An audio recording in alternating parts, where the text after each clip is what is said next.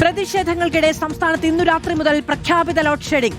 15 minute മുതൽ അരമണിക്കൂർ വരെ പവർ കട്ട് ഏർപ്പെടുത്താനാണ് KCBയുടെ തീരുമാനം. പീക്ക് ലോഡ് മാനേജ്മെന്റ് എന്ന പേരിലുള്ള നിയന്ത്രണം ഉപഭോക്താക്കളെ SMS ആയി അറിയിക്കും. അതേസമയം നിയന്ത്രണമില്ല എന്നാണ് വൈദ്യുതി മന്ത്രിയുടെ ഓഫീസ് ആവർത്തിക്കുന്നത്. സുനിഷ അയ്യല്ലൂർ വിവരങ്ങളുമായി ചേരുകയാണ്. സുനിഷ, പ്രാദേശികമായ നിയന്ത്രണമാണോ ഏർപ്പെടുത്തുക? സമയക്രമീകരണം എങ്ങനെയാണ് പൊതുജനങ്ങളെ അറിയിക്കുക?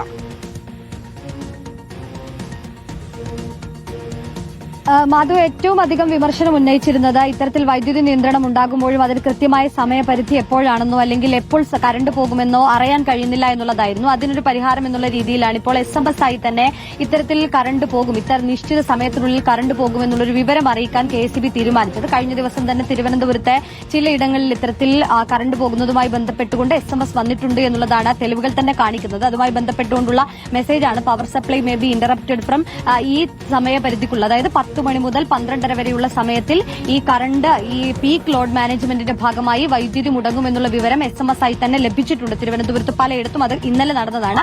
അതേ രീതിയിൽ തന്നെ എല്ലായിടത്തും SMS ആയി നൽകുക എന്നൊരു തീരുമാനത്തിലേക്കാണ് KCB എത്തിയിരിക്കുന്നത്.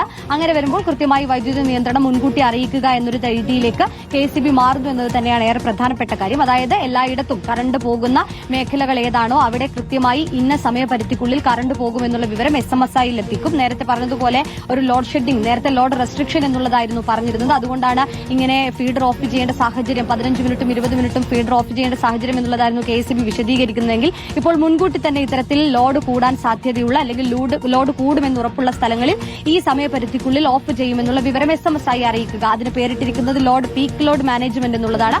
ആ രീതിയിൽ തന്നെ SMS വരുമെന്നുള്ളതാണ് അറിയിക്കുന്നത്. ഏതായാലും മന്ത്രിയുടെ ഓഫീസ് പറഞ്ഞിരിക്കുന്നത് അത്തരത്തിലൊരു നിയന്ത്രണം ഇല്ല എന്നുള്ളതാണ്. പക്ഷേ തിരുവനന്തപുരത്തൊക്കെ കഴിഞ്ഞ ദിവസം ഇന്നലെ രാത്രി മുതൽ തന്നെ ഇത്തരത്തിൽ SMS ലഭിച്ചു തുടങ്ങിയിട്ടുണ്ട് എന്നുള്ളതാണ്. ഇങ്ങനെ ലഭിക്കുമ്പോൾ കൃത്യമായ